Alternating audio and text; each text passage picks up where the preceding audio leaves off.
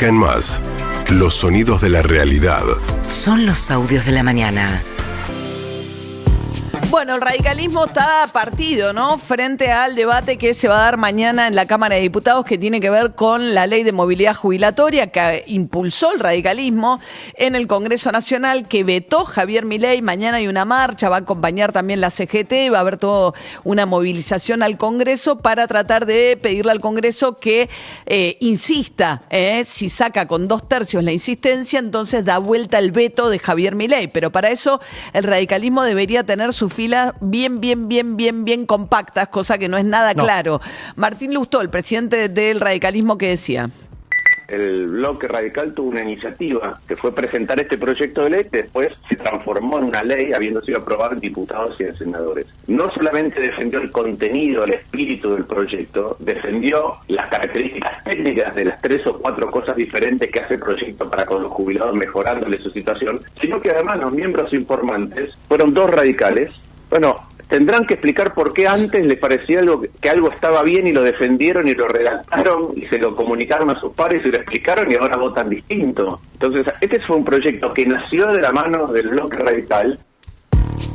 ¿Y cuáles son los diputados que está perdiendo? No, a ver, hay de todos lados, hay diputados que están perdiendo de todos lados, pero están perdiendo los mendocinos, los cordobeses, que los son de las Jujuy. provincias más cercanas, sobre todo Mendoza, que gobierna Cornejo, que es un gobernador del radicalismo más cercano a Milei. Corrientes, Mendoza, Jujuy, Tucumán, diputados radicales que se bajan de la discusión. Es cierto lo que dice Lustó. Es un proyecto de la Unión Cívica Radical. Lustó es senador, Sí, pero está es el hablando presidente del partido. Claro, está hablando de lo que va a pasar en diputados, porque en el Senado tienen número para insistir. La clave es en diputados, donde el gobierno cree que puede bloquear la discusión, ¿no? Sí. Mientras tanto, Julio Cordero, secretario de Trabajo, habló, el gobierno está diciendo que, bueno, que frenó la caída de la economía. Algunos sectores empiezan a recuperarse respecto al mes anterior. Ahora, ¿qué pasa con el empleo? ¿Qué decía Julio Cordero?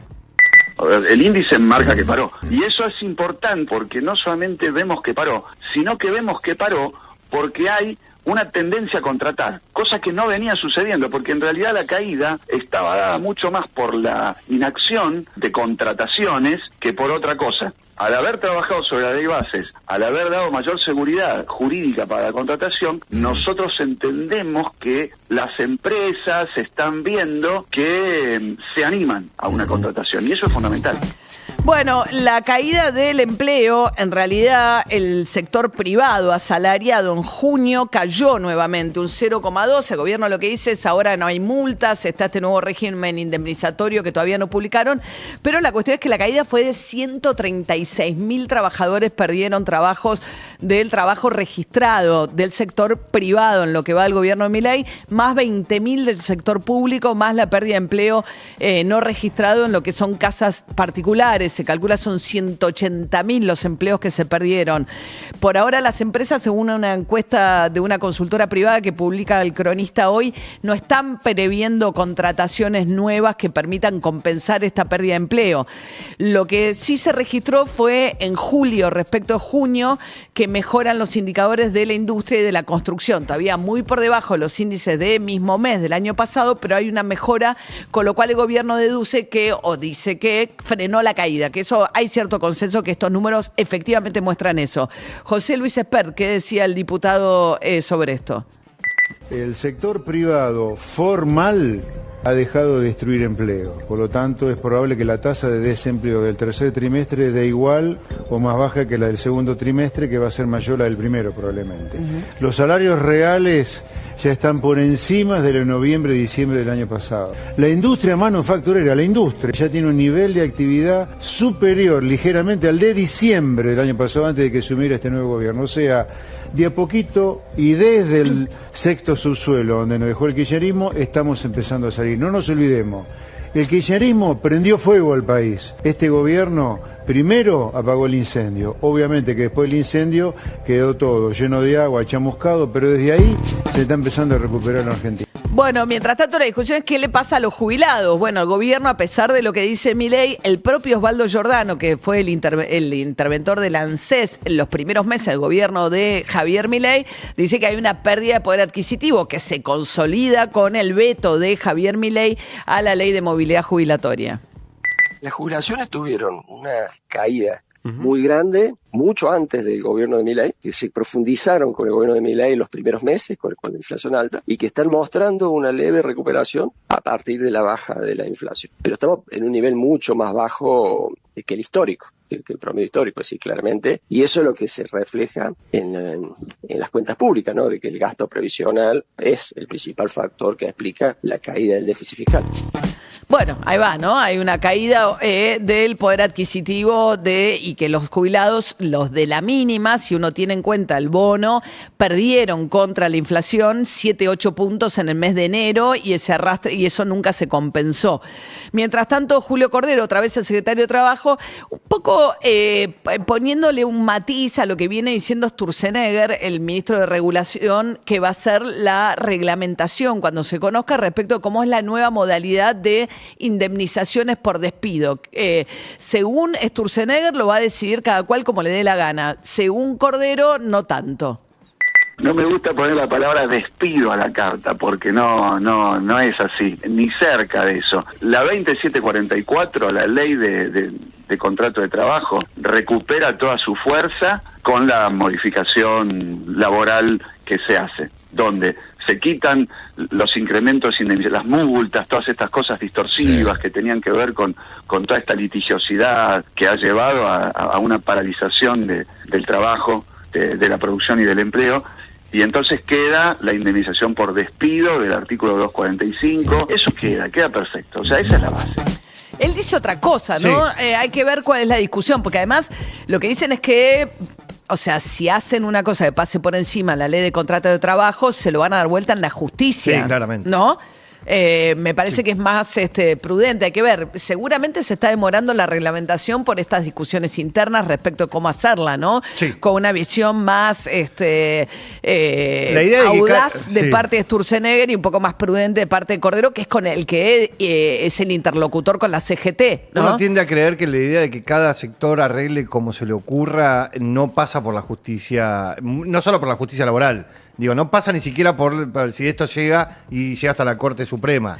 Bien, mientras tanto, ayer se reunieron los diputados de La Libertad Avanza con los diputados del PRO en Casa de Gobierno. Una vez más, como Guillermo Franco, el jefe de gabinete, estaba internado, los recibió Karina Milei, ¿no? Una cosa, sí. Un rol muy preponderante el de Karina Milei. La idea es cerrar filas con el PRO para evitar que vuelvan a juntarse 2/3 en el Congreso y le tuerzan el brazo al gobierno. ¿Qué le llevó como agenda? Bueno, el PRO está preocupado por el tema de la libertad, el acceso a la información pública. Es una ley que viene de hace muchísimos años que lo que hace es obligar al Estado a responder las preguntas no solo de los periodistas sino de los ciudadanos que hacen una presentación. El gobierno reglamentó esa ley de manera tal que restringió tanto que hay un montón de cuestiones que ya no responde porque las considera o privadas o secretas o fuera del alcance de la ley. Como ninguna reglamentación puede ser más estricta que la ley misma, le están diciendo en realidad hiciste algo que no es constitucional. Bueno, Silvia Lospenato, diputada del PRO, estuvo entre las que le llevaron esta inquietud a Karina Milei ayer a la Casa de Gobierno. Nosotros queremos dar un debate técnico sobre la norma, siempre diciendo que para nosotras esta es una norma emblema del gobierno del presidente Macri. Hasta el gobierno del presidente Macri no hubo acceso a la información en la Argentina, con lo cual a mí me llama la atención quienes se desgarran las vestiduras hoy y durante 3 gobiernos kirchneristas no exigían eso, pero esto ya es un derecho adquirido, nosotros queremos que se avance, no que se retroceda, y entendemos que un planteo que hizo el gobierno sobre la cantidad de pedidos que recibían, hay formas dentro de la ley para resolverlo. El gobierno alega no que no quiere dar información, sino que es demasiado el caudal de información que le piden. Lo que pasa es que le pidieron cosas sensibles, desde qué pasaba con los perros en Olivos, cosa que a Milei lo enojó muchísimo, pero también, por ejemplo, a dónde han venido a parar las reservas de lingotes de oro del Banco Central. Sí, cosa que no responde por seguridad. Ahora, una aclaración. Cuando escuchamos a los diputados del PRO hablar de que se van con la idea de que van a discutir la idea de este decreto, se los dijo Lisandro Catalán. Lisandro Catalán es el vicejefe de gabinete. Karina Milei no abrió la boca en esta instancia. Claro, porque recordemos que esto fue un ida y vuelta, que Guillermo Franco dijo en el Congreso que lo iban a reconsiderar, después Adorni dijo que de ninguna manera, y es fruto de una pelea de los más duros del gobierno que no quieren tocar nada de esta reglamentación. Axel Kicillof, el gobernador de la provincia de Buenos Aires, se quejó de la quita de fondos a la provincia, dice que se paralizaron con obras en escuelas, pero anunció que quiere llevar la educación obligatoria en provincia de Buenos Aires a los 3 años, a partir de los 3 años. Hemos resuelto enviar un proyecto de ley para hacer obligatoria en la provincia de Buenos Aires a la sala de 3 años, lo que nos va a permitir consolidar el ciclo educativo, extender el derecho a la educación. ¿Y quién les dice que al final de este año no estemos superando ya el 80% de cobertura? Bien, mientras tanto, Nicolás Maduro, el presidente que se niega a aceptar el resultado de las elecciones y tampoco muestra, nunca más se abocó a mostrar las actas según las cuales él dice haber ganado las elecciones, habló acerca de la salida de González Urrutia, que es el candidato al que la oposición dice y muestra, sí, actas, y las ONGs que trabajaron en el lugar dicen lo mismo, que ganó las elecciones. González Urrutia se fue a España porque decía que su vida corría peligro y dice que quiere asumir el mandato que arranca en enero cuando le toque. ¿Qué dijo Maduro sobre González Urrutia en las últimas horas? Yo le puedo decir al embajador González Urrutia, con el cual he confrontado duro después del 29 de julio. Comprendo el paso que ha dado y lo respeto y espero que le vaya bien en su camino y en su nueva vida y que tenga la seguridad que sus deseos de paz y concordia para el país se van a cumplir. En Venezuela va a reinar la paz por encima de cualquier cosa. En su nueva vida, ¿no? Sí. Bien, mientras tanto, esta noche hay debate, una instancia muy importante en las elecciones en Estados Unidos. Donald Trump y Kamala Harris, el primer debate. Recuerden que en realidad hubo uno anterior, que fue el que precipitó finalmente la renuncia de Joe Biden a ser candidato por el pésimo desempeño que tuvo. Uno de los grandes apoyos es Elon Musk, el titular de X, que anunció que va a ir a Marte a partir con su empresa espacial a partir de dentro de 4 años nada más, y también habló acerca de la Argentina, muy elogiosamente sobre Javier Milei. And you keep going down that road, you end up, in the tragic situation. Si seguís por ese camino, vas a terminar en la situación trágica a la que llegó la Argentina. Back in the day, Argentina used to be one of those prosperous places. Argentina supo ser uno de los países más prósperos del mundo. Milei taking over, he can restore that, but yo espero que ahora Milei pueda revertir esa situación. Pero fue una caída en desgracia impresionante la que tuvo la Argentina. De ser uno de los países más prósperos del mundo a estar muy lejos de eso. Entonces América no puede dar por sentado que es un país próspero. Tenemos que achicar el tamaño del gobierno. Tenemos que reducir el gasto y vivir con lo que tenemos, vivir sin gastar más de lo que nos ingresa, tomando la Argentina como ejemplo de lo que no debe pasar. Bueno, tomando incluso la narrativa de Javier Milei, según la cual la Argentina supo ser un país súper próspero. Bien, mientras tanto tenemos un día de humo, se ve poco, se siente esta mañana de muchísimo humo en la ciudad de Buenos Aires. No quiero imaginar lo que es el centro y norte del país, porque esto viene de Bolivia y Brasil, con lo cual si estamos nosotros así, imagínense el resto del país. A la madrugada